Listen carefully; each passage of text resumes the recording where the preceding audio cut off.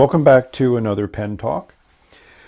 We're going to be revisiting a subject that I've revisited twice before, so this is the third video on the Lanbitou 3059. You may have watched the one where I had to give the pen a not recommended rating, which is the first time I've ever done that. That was a number of weeks ago, so I have an update.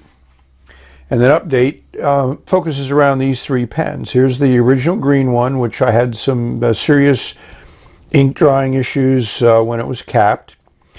Here we have one that I got after that, which was a totally clear model. And a friend of mine lent me a TWSBI Eco that's also in a totally clear model. So we can really compare all the detail differences between the two pens.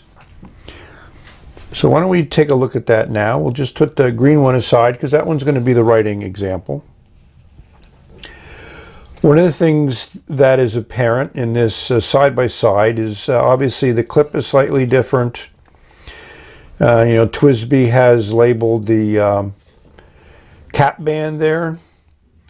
And the Lanbitou is a little bit longer. It looks like about 1/8 of an inch, or maybe about 5 or 6 millimeters. The piston filling mechanism is also similar between the two, but in the Lanbitou, this silver ring, which is not apparent on, doesn't exist on the Eco, this easily unscrews and the whole assembly comes apart, where on the Eco you need to have the piston all the way down to the bottom and use a tool to go in there to unscrew the piston mechanism, and that allows you to take the pen completely apart. Uncapped, there's also a difference in a number of different ways. We're going to line those up, and as you can see, the length uncapped is not that different. It's just a minor extension. Nibs are about the same size, but it's a different design nib. Clear section, but the feed on the Lanbitou is clear. So you can see that nice ink color there. That ink color is masked a little bit by being in the TWSBI because it has a black feed.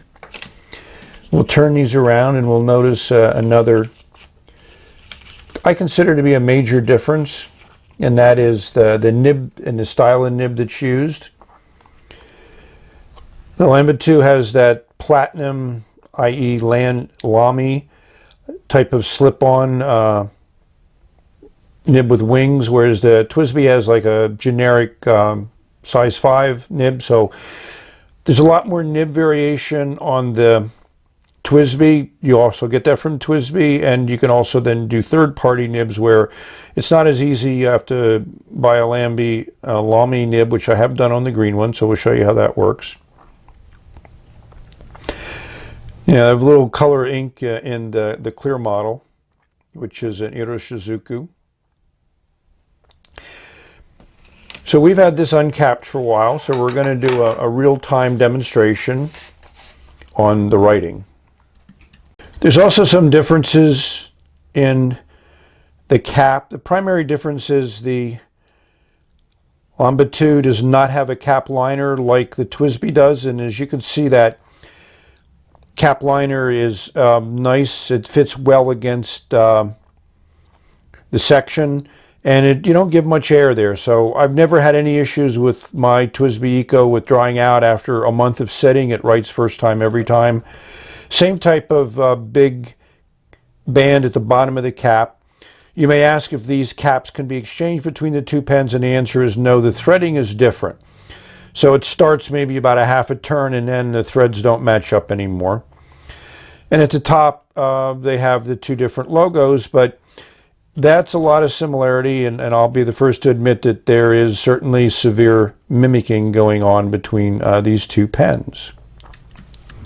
One of the other things that's nice about the Lanbitou is when you bring the piston all the way up, there's a click.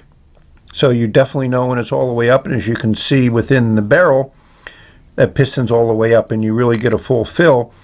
And this piston, I recently took in and out, so it's not sensitive to putting it together. As you screw this ring back on, the piston may come up, but then you just put it back down again, and you put the ring back in. It's very easy to tighten up, very easy to take on and off.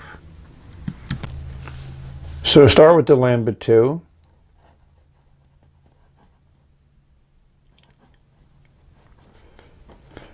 And it starts up right away. Generally, if it sets for a while, like a couple days, it takes a little bit of, maybe the first character is going to be a little bit light and skippy, but after that, it'll start to write okay. So I've not had the drying out issues as a skip because I didn't have the nib on the paper. I've not had the drying out issues with this clear version with this Iroshizuku ink. And we'll just compare that real quick to the TWSBI.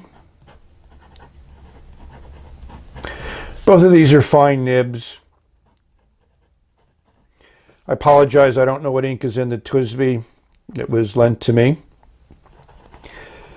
The nibs write comparably. You know, you really can't tell that much of a difference. This section is more classic on the TWSBI. It's round. It's not real big, but it's certainly usable. On the Lanbitou, you have some facets on it. It's the three-faceted, kind of similar to what Lamy does on theirs in the Safari. You can see those facets there. So now we're writing with the green one, which has been the subject that I've focused on for most of my reviews on the Lanbitou 3059. I have Robert Oster's Sublime ink in there, and I think that was some of the reasons I had some issues with it, but not all of them. So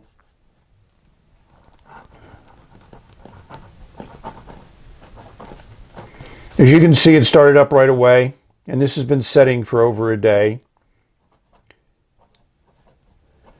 This is a broad Lamy nib, which cost 4 times more than the pen, but I wanted to give it a shot. It required just a slight adjustment. The feed that you're connecting to is not exactly the same size in the width here, so you need to adjust those wings a little bit, but once you do a minor adjustment, it slips on, it stays on, and as you can see, it writes well. I've written multiple pages with this pen, and they've all worked very well. I've not had any, you know, starvation issues during the writing. And this is, I just love this ink in this pen. As you can see, you put a little bit more pressure on it, you get more ink flow. It shades nicely. You know, it's a little bit more vibrant than Robert Oster Jade, which is another green ink from Robert Oster that I really loved, and it does a lot of shading, but it's just not quite as a neon as this color is. So hopefully that has helped clear up a few things. So I'm removing my not recommended from the 3059. I think that, yes, you might have some trouble with certain types of inks, and it's not as good as a TWSBI Eco, but then I don't think anybody would expect it to be. It certainly is less of a cost. So I try to provide my honest views and opinions, and if I find things change over time, and you know, I've noticed a few pens that I had trouble with writing with, and then after a week or a month or so, all of a sudden, without any changes on my part, started writing better. So if you have a pen that you may not be totally happy with, you know, change the ink, you know, look at the nib, play around with it, and hopefully you can get it to write well, or write as you'd like it to write. So thank you for watching. May you have many great writing experiences. Enjoy the pleasures of pen, ink, and paper. Until we meet again, the end. Bye.